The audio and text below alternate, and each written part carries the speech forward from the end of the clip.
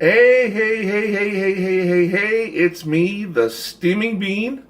I am seeing a lot of blue drinks on YouTube these days, and everyone's getting into this unicorn frappuccino. Oh, man. I first saw it on Adam the Woo's vlog, and I couldn't believe it. He ordered it, and just like, I said, you know, I thought he was going to like it, but it turns out he doesn't like it. Then, after I saw his vlog, throughout the next couple days after his vlog, a lot of people have vlogged this drink, and it's gotten similar reaction, thumbs down. I don't know if I mentioned this earlier, but I was talking to someone that works at Starbucks here in Saskatoon, and they said the bloody drink is so popular that they ran out of whipped cream and they had like a was it 10-day supply of whipped cream, and is gone in not even the first day, half a day, gone.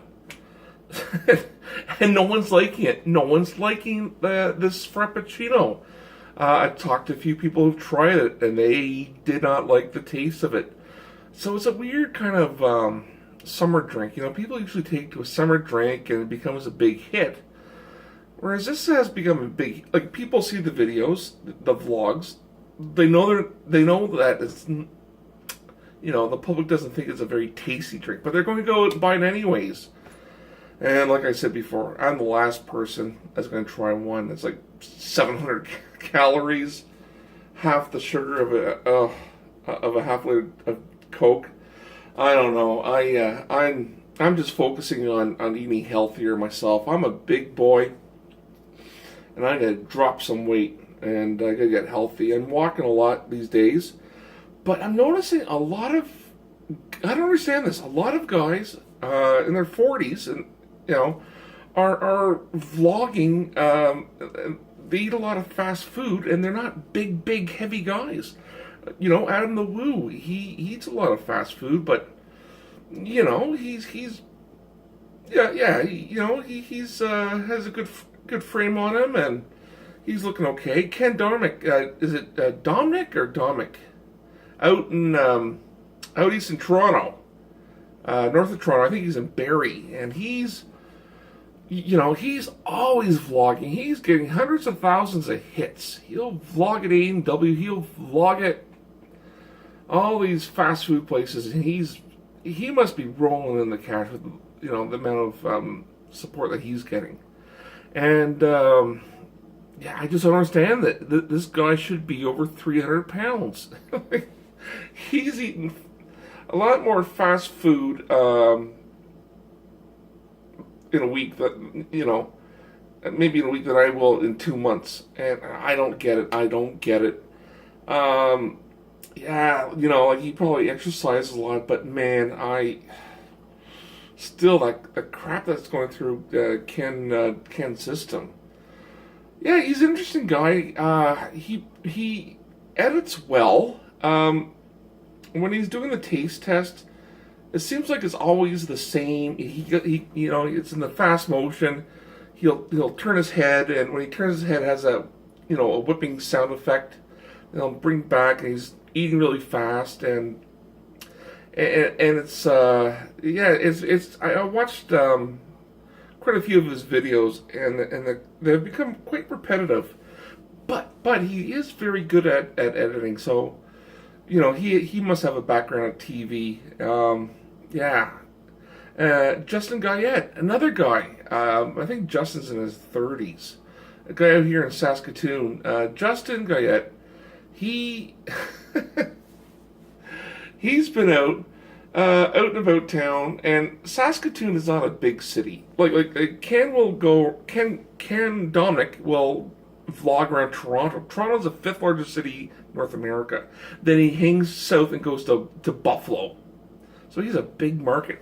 Whereas poor Justyn Guyette, he kind of depends on Fuddruckers, which is, I think the only Fuddruckers in Canada is here in Saskatoon, and he's done quite a few vlogs at at Fuddruckers. But what's that expression about beating a dead horse, whatever?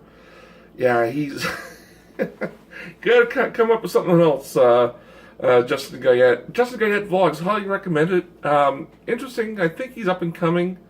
And sometimes he looks like he's kind of stuck, but I really think this guy is real. His vlogs are real. It comes from the heart. I like his vloggings. Yeah. Well, another guy. So we talked about Ken. We talked about Justin. Another guy is, and this guy is also a third guy. He's Canadian, out in Toronto, Scarborough. Rockin' Boxes guy. This Rockin' Boxes guy.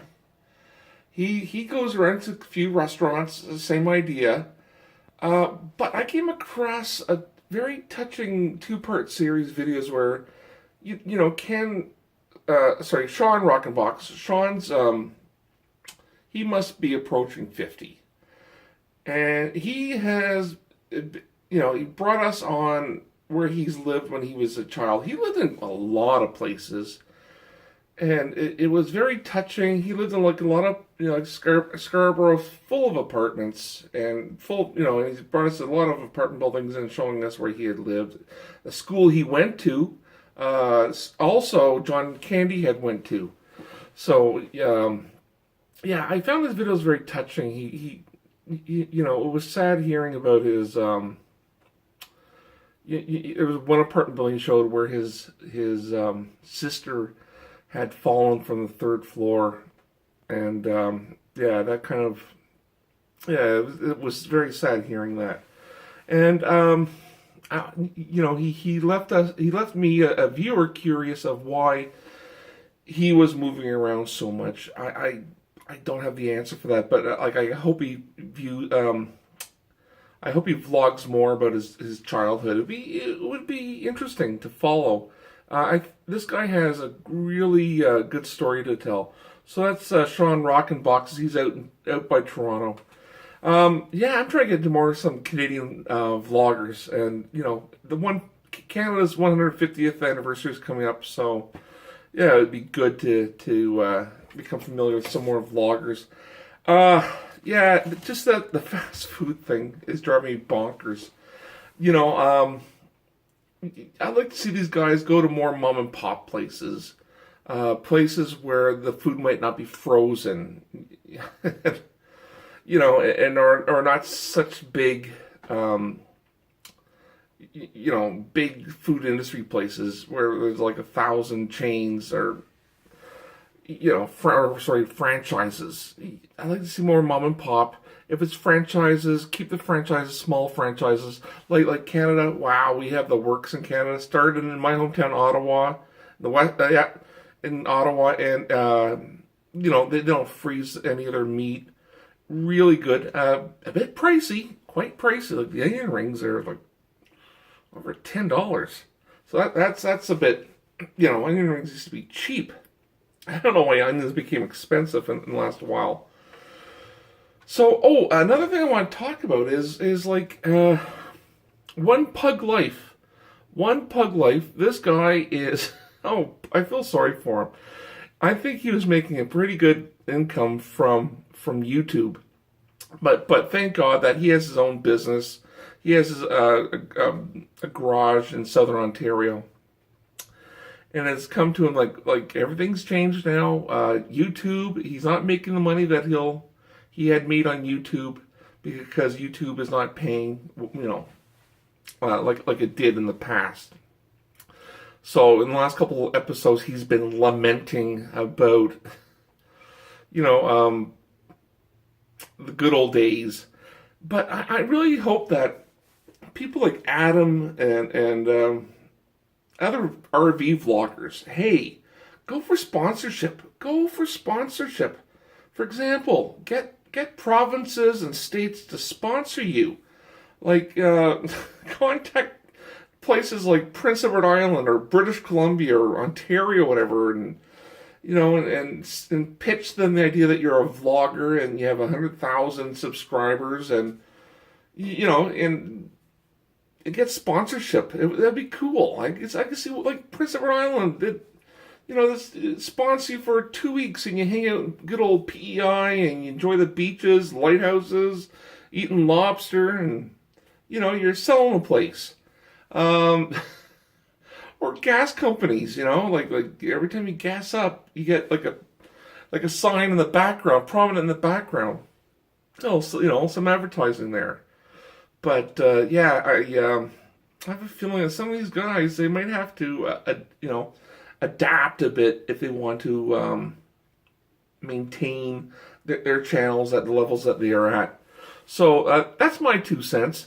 And yeah, I kind of like the idea of sponsorship. The world's your oyster. Who cares? I'm not worried about someone telling that they have T-shirts for sale, or if you want to sponsor them on I have no problem with that. It's I have no problem buying a T-shirt, or they're advertising T-shirts. Most of them are upfront about it.